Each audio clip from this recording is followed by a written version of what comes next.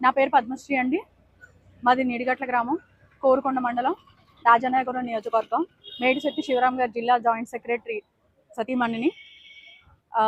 ఈరోజు మాకు ఎంతో ఆప్తులైన శ్రీ వెంకటలక్ష్మి గారు పుట్టినరోజు సందర్భంగా మేము ఈరోజు స్వచ్ఛ భారత్ అనే కార్యక్రమాన్ని నిర్వహిస్తున్నాం. అలాగే ప్లాస్టిక్కి విరుద్ధంగా కూడా మేము ఈ ఊర్లో కొన్ని కార్యక్రమాలు ముందుగా ఒక 20 రోజులుగా కొన్ని చోట్లకు వెళ్ళి కొన్ని వీధుల్లో అందరూ లేడీస్ అందరూ కూడా గ్యాదర్ అయ్యారు. వాళ్ళకి ప్లాస్టిక్ వాడకం పైన కొంత అవగాహన కలిగించేలాగా చేశాము. దానివల్ల ఎంత ప్రమాదం ఉంది, దానివల్ల వచ్చే నష్టాలు అన్నీ కూడా తెలియజెప్పడం జరిగింది. మాది లాస్ట్కి వచ్చి వీళ్ళందరూ కూడా మాకు లేడీస్ కూడా చాలా సపోర్టివ్గా ఉన్నారండి. ఆ వాడకాన్ని తగ్గించడానికి, ప్లాస్టిక్ వాడకాన్ని తగ్గించడానికి.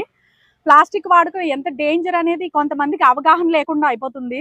దాని పొద్దున్న లేచిన మొదలు ఆ ప్లాస్టిక్ వాడకాన్ని ఎక్కువగా వాడడం మొదలు పెడుతున్నారు.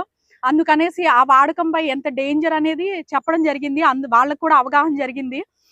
ఇప్పుడు మనం ఎక్కడైనా చూసుకున్నా కూడా ప్లాస్టిక్ అనేది వాడకం ప్రతి చోట కూడా ఇదివరకు షాపుల్లో కానీ ఏదైనా పేపర్లో పెట్టి చేసేవారు. ప్రతి దానికి ప్లాస్టిక్ ఎక్కువ వాడకం మొదలైంది. ఇప్పుడు బయట కూడా ఏమైనా ఫుడ్ కోర్ట్స్లో కానీ ఈవెన్ హాస్పిటల్స్లో కూడా ఫుడ్ అనేది, ఇప్పుడు ఫుడ్ ఉంటుంది కదా, ఆ ఫుడ్ కూడా ప్లాస్టిక్ దాంట్లో పెడుతున్నారు. ప్లాస్టిక్ దాంట్లో పెట్టడం వల్ల ఏంటంటే కొంతమందికి అవగాహన ఉండట్లేదు.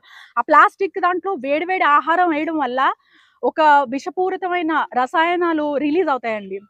ఆ రిలీజ్ అవడం వల్ల అది తినగానే ఏమవుతుంది, లోపల క్యాన్సర్స్ కానీ ఏదైనా జబ్బులు కానీ రావడానికి ప్లాస్టిక్ అనేది ఒక ముఖ్య పాత్ర వహిస్తుందండి ఈ రోజుల్లో. కాకపోతే చాలా మందికి ఇంత టెక్నాలజీ ఉన్న టైంలో విజ్ఞానం పెంచుకుని అజ్ఞానులుగా తయారవుతున్నారు ప్లాస్టిక్ విషయంలో. ఒక మంచి నిర్ణయం అనేది తీసుకోవట్లేదు. అంటే మన ప్రభుత్వం కూడా దీని మీద ఒక మంచి నిర్ణయం అంటే చాలా పెట్టింది, దాన్ని ఎవరు అవలంబించట్లేదు. దీనికోసం మేము మా గ్రామాన్ని ప్లాస్టిక్ రహిత గ్రామంగా మార్చాలనేది మా ధ్యేయంగా మార్చుకున్నామండి. మేము ఇప్పటి నుంచి చాలా ఫొటోస్ ఉన్నాయి, మేము అందరం తీసుకున్నాం. వాళ్ళ అభిప్రాయాలు కూడా చెప్పారు, మేము చేస్తామని కూడా చాలా కోఆపరేటివ్గా ఉన్నారు లేడీస్ అందరూ కూడా. వాళ్ళకి మంచి అవగాహన వచ్చింది. నెక్స్ట్ ముఖ్యమైన విషయం ఏంటి అంటే కనుక, ఇది వరకు మనం భోజనాలకు వెళ్తే ఎక్కడికైనా ఫంక్షన్స్ కానీ దేనికైనా వెళ్తుంటుంటే చక్కగా అరిటాకు భోజనం వేసేవాళ్ళు. మనం అరిటాకులో భోజనం పెట్టేవాళ్ళు. అరిటాకు భోజనం అనేది ఒక గౌరవానికి ప్రతీక అండి. అరిటాకు భోజనం అనేది చక్కగా దానివల్ల ఇప్పుడు మనకి వస్తున్నారు, ఆశీర్వదిస్తున్నారు. మనకి దానికి ప్రతిఫలంగా ఏమిస్తున్నాం, అరిటాకులో భోజనం పెడితే ఒక మంచి ఆరోగ్యాన్ని ఇస్తాం వాళ్ళకి. ఇప్పుడు ఏమి ఇస్తున్నాం, ఒక ప్లాస్టిక్, ఒక పేపర్ ప్లేట్ అంట. పేపర్ ప్లేట్ కాదు అది, పేపర్ మీద ఒక పల్చటి ప్లాస్టిక్ కవర్ అనేది వస్తుంది. దాంట్లో ఏంటంటే ఈ వేడివేడి ఆహారం వేయడం వల్ల ఏంటంటే అది విషపూరితంగా మారిపోతుంది. అంటే పాపాన్ని మూట కట్టుకుంటున్నట్టే కదండి.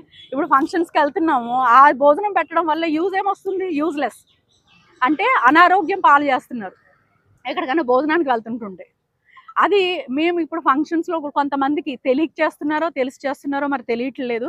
ఈ అరిటాకు భోజనం పెట్టడం వల్ల కూడా అది పర్యావరణాన్ని కూడా రక్షిస్తుంది, కానీ పాడు చేయదు. అది ఎక్కడైనా పాడేసినా కూడా భూమికి మంచి సారవంతమే, అది మంచిగా ఎరువు కింద మారుతుంది తప్ప పాడు చేయదు. ఇప్పుడు ఈ ప్లాస్టిక్ ప్లేట్లలో కానీ గ్లాసుల్లో కానీ ఏదైనా పెడుతుంటుంటాయి, పాడేయడం వల్ల పర్యావరణాన్ని కూడా పాడు చేస్తుందండి. ఈ ప్రతి ఒక్కళ్ళు కూడా ఈ భోజనాల్లో అనేది అరిటాకు భోజనం మళ్ళీ మొదలు పెట్టాలనేది మనస్ఫూర్తిగా కోరుకుంటున్నాము. మేము కూడా ఇప్పుడు ఫంక్షన్లు ఎక్కడైనా జరిగినా కూడా వెళ్ళి సవినయంగా వాళ్ళకి చెప్దాం అనుకుంటున్నాం, అరిటాకు భోజనం మొదలు పెట్టండి అనేసి. వాళ్ళకి తెలియదు, ఇప్పుడు సంతర్పణలు జరుగుతున్నాయి ఎక్కడైనా ఏంటి, ప్రతి చోట సంతర్పణ ఏదైనా అదే పుణ్యం వస్తుందనే పెడతారు కదా. అన్నదానం అనేది ఏంటండి, మంచి ఆరోగ్యాన్ని ఇవ్వాలి కానీ అనారోగ్యాన్ని ఇచ్చి పంపిస్తుంటుంటే ఇలా తెలియక చాలా మంది జనం ఉంటున్నారు. అందుకనేసి మేము ఈరోజు వెంకటలక్ష్మి గారు పుట్టినరోజు నాడు